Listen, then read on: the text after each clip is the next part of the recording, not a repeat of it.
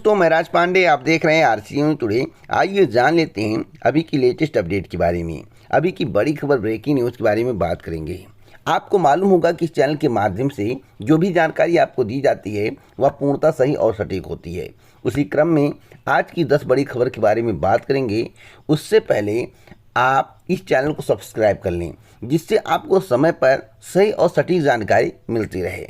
Channel को जब भी सब्सक्राइब करें तो बेल आइकन दबाएं, ऑल पर सेट करें, जिससे हमारे वीडियो का नोटिफिकेशन आप तक सबसे पहले पहुंच जाए, वीडियो को आप सबसे पहले देख पाएं।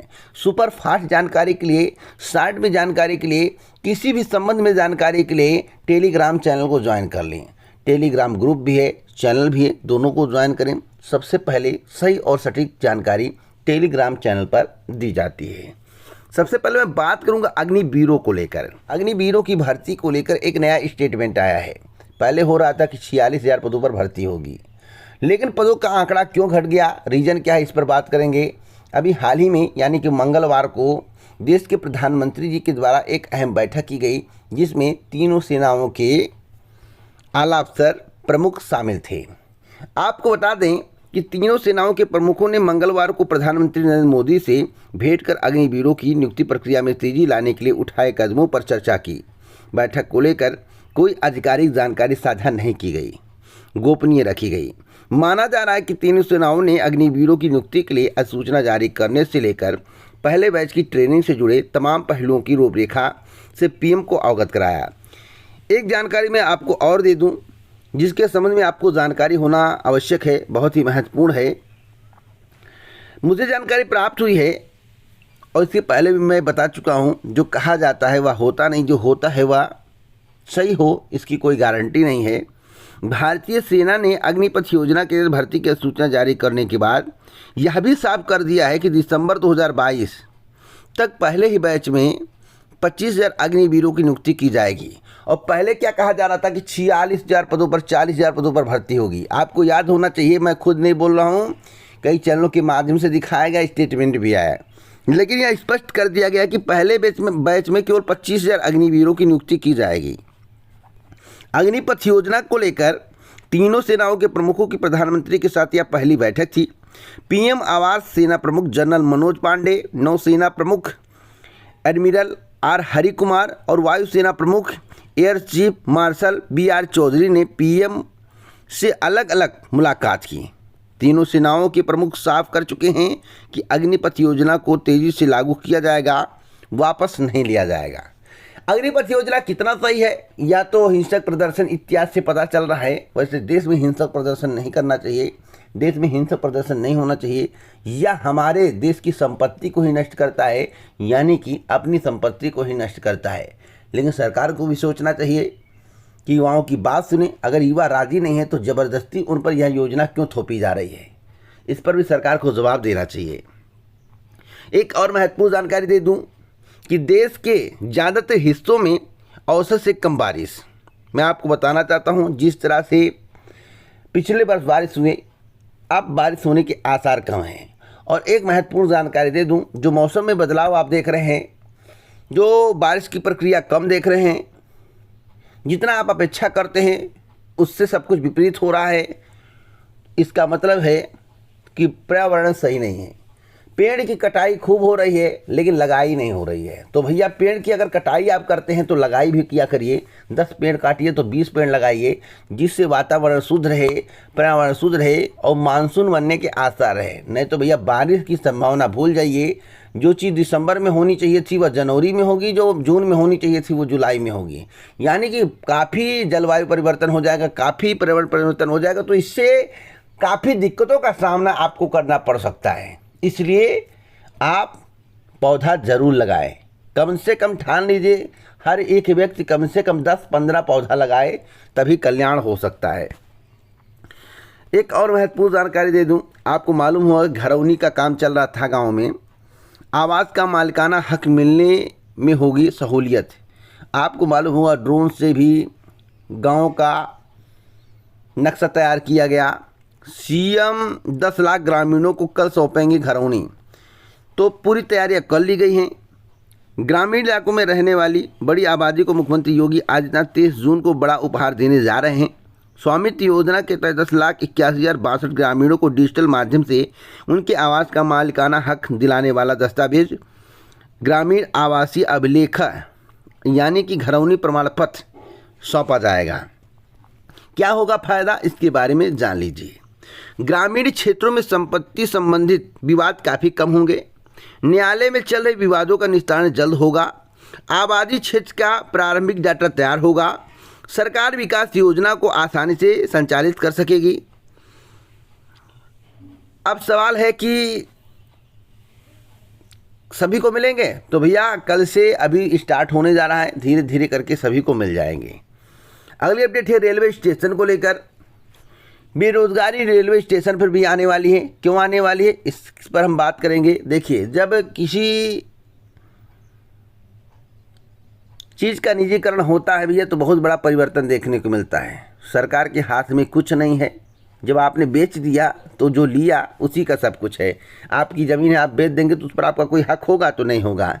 तो मैं आपको बता दूं कि रेलवे स्टेशन पर वेंडर बोतलबंदी पानी और जनता खाना के लिए अधिक रकम नहीं वसूल सकेंगे। रेलवे बोर्ड ने देश भर के स्टेशन पर 1 अगस्त से खान पान का भुगतान कैशलेस करने का फैसला किया है, यानी कि खान पान की बिक्री नकद नहीं होगी। ऐसा नहीं करने पर उन पर 10,000 रुपये का जुर्माना लगाया जाएगा।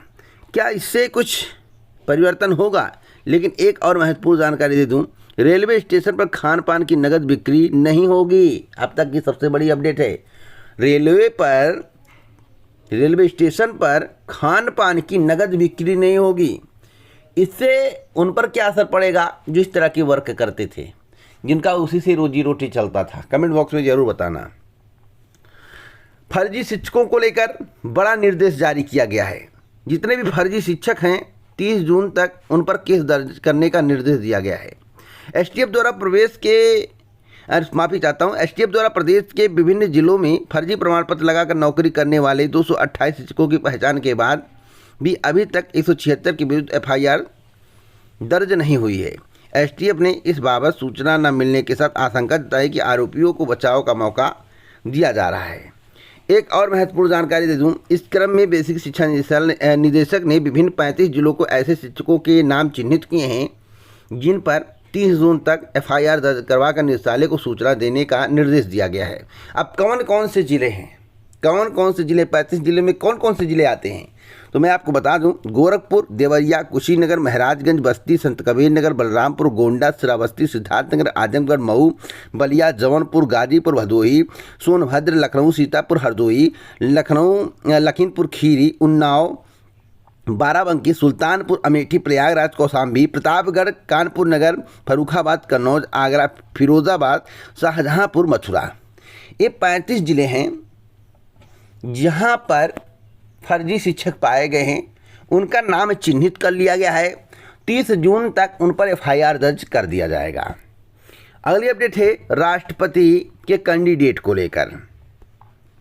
आपको बता दें कि बीजेपी के द्वारा यानी कि एनडीए के द्वारा राष्ट्रपति उम्मीदवार घोषित कर दिया गया है। नाम है द्रौपदी मुर्मू।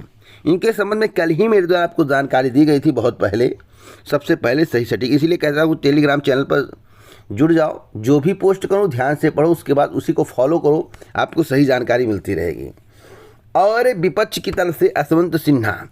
अब द्रौपदी मुर्मू क्या हैं, यशवंत सिन्हा क्या हैं, दोनों के बारे में आपको पढ़ने की आवश्यकता है। इसलिए गूगल पर एक बार ज़रूर सर्च करें, क्योंकि इस प्रकार के कुछ भर्ती परीक्षाओं में पूछे जा सकते हैं। इसलिए आपका कर्तव्य बनता है कि दोनों लोगों की योग्यता के बारे में आपको जानकारी हो। क्या थे, कैसे कैंडिडेट खड़े किए गए हैं, विपक्ष के द्वारा क्या किया गया और सत्ता पक्ष के द्वारा क्या किया गया, और दोनों के कैंडिडेट में क्या अंतर है और दोनों में क्या योग्यता है, इसके बारे में आपको परख करना है। इसलिए गूगल पर सर्च करके यशवंत सिन्हा के बारे में जानकारी लें और द्रौपदी मुर्मू के बारे में जानकारी लें। यूपी SSSC की अब तक की सबसे बड़ी खबर मैं आपको बताना चाहता हूं। मेरे द्वारा आपसे बोला गया है कि बोरिंग टेक्नीशियन का एडमिट कार्ड सेंटर के संबंध में जानकारी आपको 25 या 27 तारीख को मिलेगी, यानी कि 25 जून या 27 जून को। आयोग की ओर से राजस्व लेखपाल के 8,000 पदों पर भर्ती के लिए परीक्षा 24 जुलाई को कराई जाएगी।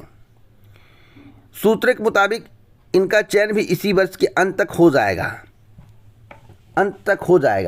मैं आपको बताना चाहता हूं कि ज्वाइनिंग लेटर आपको जनवरी या फरवरी माह में दिया जाएगा। आप अपने विभाग में जाएंगे।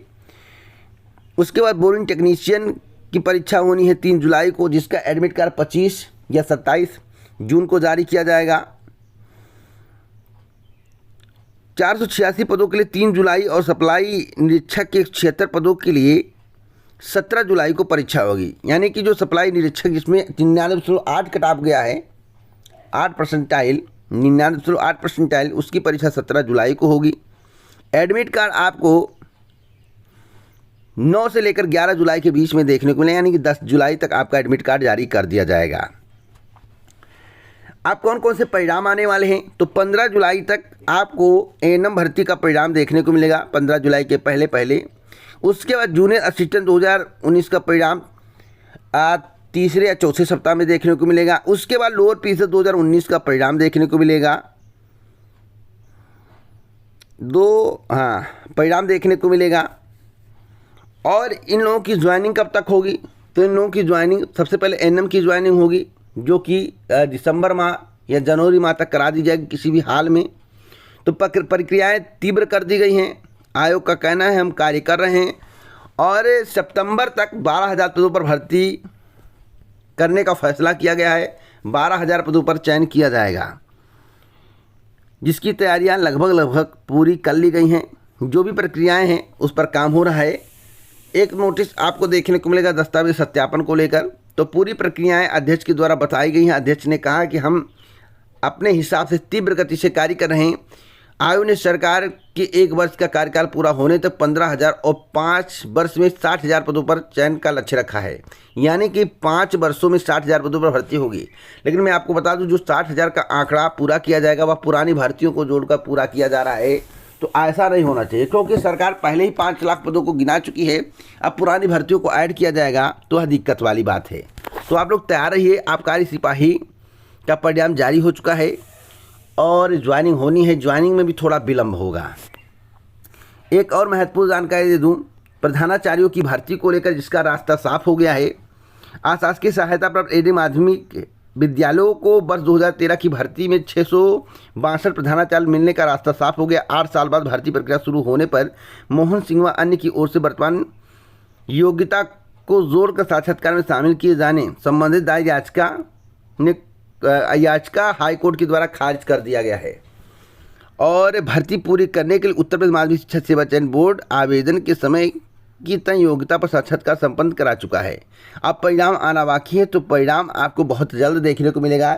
यानी कि जुलाई के प्रथम सप्ताह तक आपको परिणाम देखने को मिल सकता है किसी भी हाल में। केंद्र सरकार के विभागों में बम्पर भर्ती आने वाली है। विभिन्न विभागों में भर्ती का विज्ञापन जारी होगा। एसएससी के द्वारा भर्ती किया जाएगा। प्रधानमंत्री जी ने जो घोषणा किया कि 1.5 साल में हम 10 लाख रोजगार देंगे, नौकरी देंगे, उसमें यह 70,000 पद शामिल है। आपको बता दें कि कांस्टेबल की भर्ती आने वाली है। कंबाइंड ग्रेजुएट लेवल की भर्ती आने वाली है, यानी सीजीएल की भर्ती आने वाली है। Combined higher secondary level CHSL की भर्ती आने वाली है। सीआरपीएफ की भर्ती आने वाली है। इत्यादि भर्तियां आने वाली हैं। तो अब तक की सबसे बड़ी खबर, तैयारी में लग जाओ, नहीं तो आपको फिर समय नहीं मिलेगा तो दिक्कत होगी। इसलिए आप भी तैयारी करोगे तो सिलेक्शन के चांस बढ़ जाएंगे। तो इसी प्रकार की ऑथेंटिक जानकारी के लिए अभी चैनल को सब्सक्राइब कर लें, टेलीग्राम चैनल को ज्वाइन कर लें। जब भी चैनल सब्सक्राइब करें तो बेल आइकन दबाएं, ऑल पर सेलेक्ट करें। जय हिंद, जय भारत, नमस्कार।